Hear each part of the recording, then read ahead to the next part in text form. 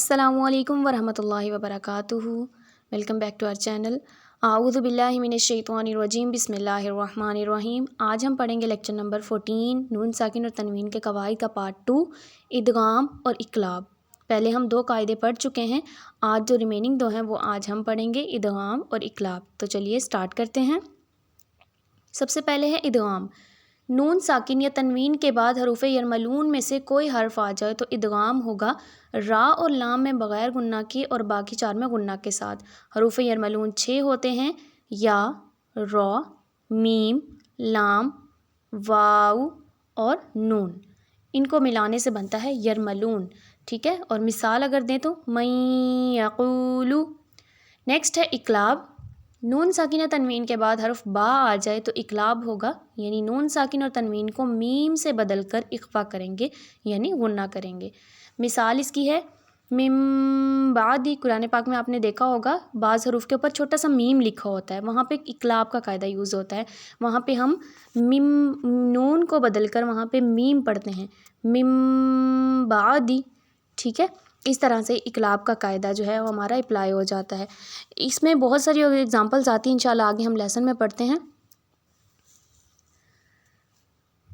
پہلے سب سے ہم ادغام کی پڑھتے ہیں ایگزامپل، من مشہد، من مثلہ، من نصیر، من نطفۃ، من، آگے ہے من ربی کا را آ رہا ہے تو کہ ہم نے پڑھا تھا کہ ادغام میں کہ را میں ہم نے غنہ نہیں کرنا، من ربی کا، من ربہم، مل، اور لام میں بھی غنہ نہیں کریں گے، من لدنہ، یکن لہ، لام میں غنہ نہیں ہوگا۔ پھر ہے تنوین۔ تنوین کے بعد یا آ رہا ہے، کتابا یلقہ، لمبا نہیں ہوگا، کتابا یلقہ، رجلا یسعی، چونکہ غنہ ہے، غنہ ایک الف کے برابر کھینچ کر پڑھا جاتا ہے۔ ہدی وذکری، وجوہ یومئذ برحمۃ منہ، سراجا منیرا، یہاں پہ میم پہ بھی غنہ ہوگا کیونکہ میم مشدد ہے، اور غنہ بھی ہوگا کیونکہ یہاں پہ ادغام کا قاعدہ بھی یوز ہو رہا ہے۔ حطۃ، قلقلہ، حطۃ نغفر لکم، خلق نعیدہ۔ نیکسٹ پھر را آ رہا ہے، محمد رسول اللہ، رؤوف الرحیم، مصدقا لما، ویل لکل۔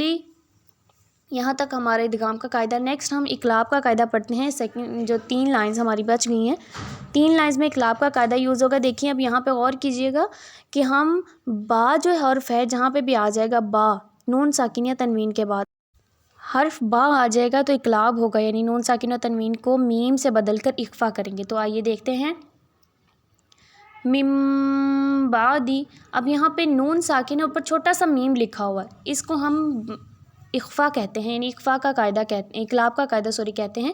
من بعد، من بقلہا، یعنی آپ کے جب غنہ کریں گے تو نون نہیں میم کی آواز آئے گی۔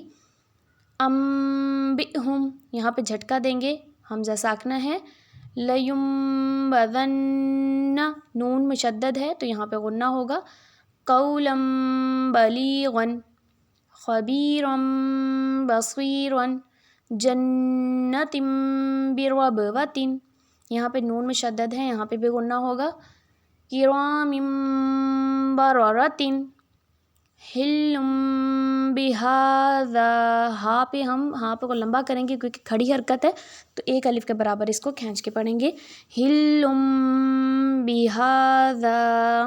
اس کے بعد ذا کو لمبا اس لیے کر رہے ہیں کیونکہ یہ حروف مدہ میں سے ایک ہے، الف مدہ ہے۔